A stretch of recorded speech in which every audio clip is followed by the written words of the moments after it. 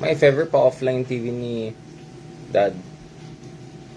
Just in case lang humina yung internet ko.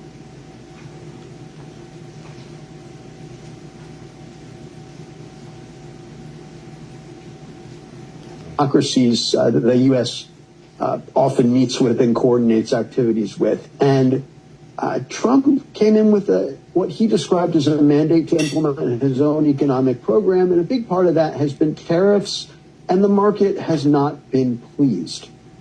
The market's not pleased, but people are also still struggling when they go to the grocery store, Andrew. The cost of eggs hasn't come down, and people can't pay for their groceries, so that must be hitting how Americans are feeling about Donald Trump's policies too. It is, and consumer confidence and other indicators of economic sentiments have gone down in recent weeks. Trump campaigned on bringing costs down, lowering the price of eggs, but the price of eggs has gone up markedly since he took office, and there is an egg shortage now, in part because of cullings of the flock, I guess, that were a response to possible bird flu outbreaks. But writ large, his tariff policies are looming over the U.S. economy here, and what have caused that market slide we saw yesterday, because stock markets do not like uncertainty. And what Trump keeps doing is he keeps announcing tariffs, and then after the business community reacts and says, whoa, what are you doing? He pulls back, but then he announces more tariffs, and then more tariffs coming soon in 2 weeks, in a month. We're approaching a deadline for what he has described as reciprocal tariffs. And these are taxes. They are paid by Americans. They are paid by importers and passed on to consumers. So they are not taxes on other countries, but Donald Trump routinely describes them as taxes paid by other countries, which is just not true. And what you can expect from business leaders is probably a reality check today. Just very briefly, Andrew, the stock market and what it's up to has always been a bit of a barometer for Donald Trump, but it doesn't seem so this time. No, not at all. During his first term, he routinely pointed to stock market highs as evidence that his economic policies were working. And of course, a few years ago, the outset of the COVID-19 pandemic, he took that big stock market slide as a sign that he needed to do something. Now, what you see this time is more confidence in his own policies, his belief in tariffs, something that goes back to his emergence as a public figure in the 1980s. And right something after that this goes against pretty much all mainstream economic thought. And so what he's doing now is he is BBC saying and then that his program is going to continue full speed ahead. But don't worry, I'm going to give also my own that the markets will come back, that there just needs to be an adjustment to how he's going to do things. And whether or not that's true remains to be seen. Andrew, good to have you with us again. Thank you so much. Thank you. Well, President Trump is also affecting how people are feeling in Greenland right now. So let's talk about today, where they are voting in parliamentary elections. It could have huge implications for Greenland's future. One of the central issues is whether the vast semi-autonomous Arctic territory pushes for independence from its former colonial ruler, Denmark. Now, normally in politics on the remote Arctic island, only 57,000 people wouldn't attract global attention, but we are focused on them because of what Mr. Trump has had to say about Greenland. His suggestions that the U.S. aims to take over the territory has dramatically raised the stakes, something he doubled down on in his speech to Congress last week, saying one way or the other, we're going to get it. Let's speak now to senior researcher at the Danish Institute for International Studies, Michael Olsen. Michael, good to see you. How much is independence the top issue for Greenlanders when they vote today? Well, it's certainly one of the issues, but one shouldn't sort of overlook that in Greenland, as in most other democratic countries, there is a tendency that it's also foreign policy only takes up that much room. So the election is also about a host of other things like daycare and teachers and all this kind of stuff, right? So independence certainly takes up a lot of room, but it's not everything. Can you explain to us how things work in Greenland at the moment and how much influence Denmark actually has over the territory? Well, Professor Haidarian, hello.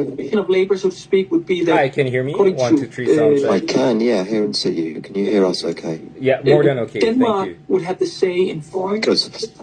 We are going to be coming to you next. So after this Sure. interview, about 2 or 3 minutes. Fantastic. Just a note for you. Can you see your camera? Is this clear? Yeah, that's where you need to look during the interview. But Yeah, sure. relax for now. With you in a few Yeah, I minutes. see the For the instruction. Greenlanders to want Got it.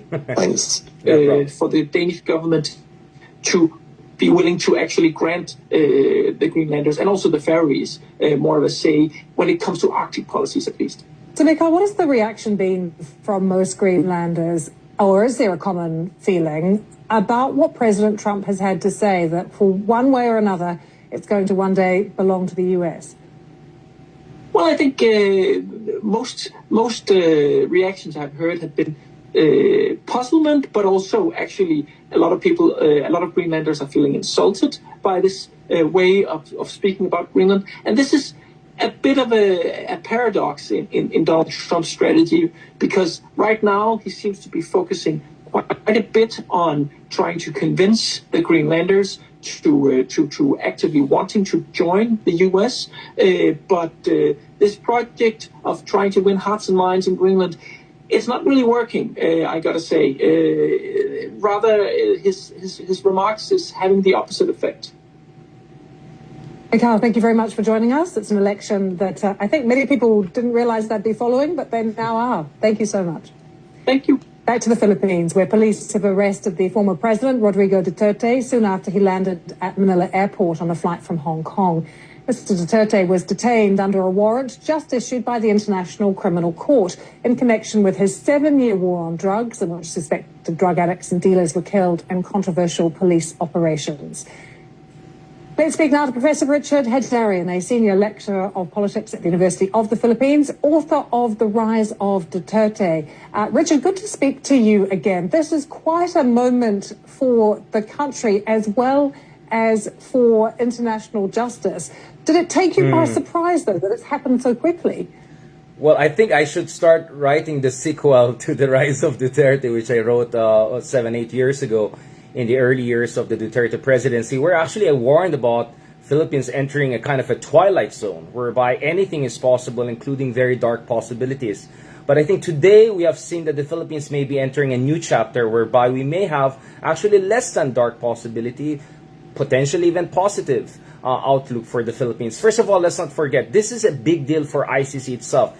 If it's true, speaking of the reports that Duterte will be directly whisked away to The Hague and not allowed to come back to the Philippines and create drama and chaos and use delaying tactics with the Supreme Court and domestic courts. If that were to be the case in the coming hours and days, that's a big win for the International Criminal Court and the rules-based international order. Because let's not forget, the ICC has not been doing very well nowadays. It's under assault by the Trump administration. As we speak, pro-Duterte elements are asking Trump to save their idol. The warrants of arrest against Putin, against Netanyahu, against Taliban leaders, I don't think any of them will go anywhere anytime soon. So if they really get Duterte in the coming hours or days, and the trial may push through in the coming months, that is a big win for the International Criminal Court. It could be a moment of redemption and momentum for them. But also, ironically, under Ferdinand Marcos Jr. in this case, the Philippines may also move in the direction of finally embracing a semblance of rule of law. Tens of thousands of Filipinos, perhaps as many as civilians who have been killed in Gaza over the past year or so, have been killed in the Philippines under very suspicious circumstances. Many believe that these were death squads or parallel police operations under the Duterte administration. So now there's a chance for a semblance of justice there. But speaking of Duterte, just like Trump, they want to make a comeback. They want to portray themselves as a victim. So as Waldo Emerson warned a century ago, if you take a hit at the king, make sure you get it all the way through. So we're still anxiously watching whether he's really going to be whisked away to The Hague and whether there'll be a semblance of justice here. Because, Richard, how much support does Duterte have at the moment? Well, we knew that back in the day he had support, like Putin-level support of up to 90%.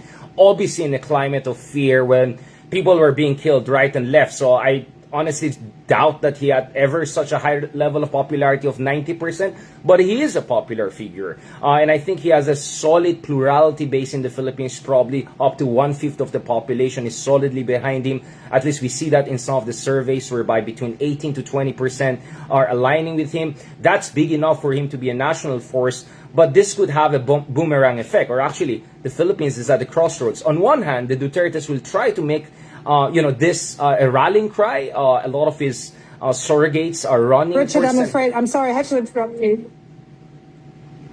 We just interrupt Richard Hedera to take to... Mr. Darian, I'm really sorry. There's a really local UK news that we've got. Sure, definitely. Get back to me. Sorry to interrupt you. Sure. That was really No problem. interesting interview, though. Just Thank get you. back to me then. Sure, no problem. That's a clear from us. Have a good day. Have a good The day. United Thank you. States and officers by the US Navy. The collision. Okay. Anyways, guys, may magulo yata nangyari sa UK. Oh my God, ano kaya nangyari sa UK for them to have a breaking news? Anyways, guys, yun yung sinasabi natin dito diba? Sabi ko, first of all, when it comes to Duterte, we cannot underestimate them. But having said that, I think Duterte's really overestimated themselves. I think Duterte was thinking he's gonna come back, he's gonna make drama. Kaya nga sabi ko kay Sir Ronald, the exile option was never really an option for Duterte, because if he pushed through really with the exile option, that would be a political suicide on his part, especially exiling China. And as we speak, actually, China is kinda defending Duterte, saying that hindi dapat ma-politicize itong ICC na ito, among other things. So obviously the Dutertes are hoping, I don't know, Trump MAGA saves them, is hoping China will save them. But much will depend on how competent the Marcos administration is. As I said, we may have also underestimated the BBM administration. But BBM is also lucky that he has someone like General Torre on his side. BBM is also lucky that there are brave people like Senator Trillanes, the other big letter T there, who has been pushing the envelope. So let's see what's going to happen, guys. In the coming hours, we'll have another interview with CNN International naman. I don't know what happened. It must be really big news. What's happening in, ano bang nangyari sa UK ngayon? Jesus Christ, I hope there's nothing too serious or something. But anyway, that has never happened with me with BBC suddenly. But I think I got the message through, right? There's a lot at stake. Anyway, so guys, tuloy natin itong conversation later on. Mag-eavesdrop tayo ng konti. Because actually, as I do these interviews, there are new layers and ideas that come to me, and I'll try to build on them. Alright? Maraming salamat, guys, and talk to you soon. Maraming salamat. Thank you.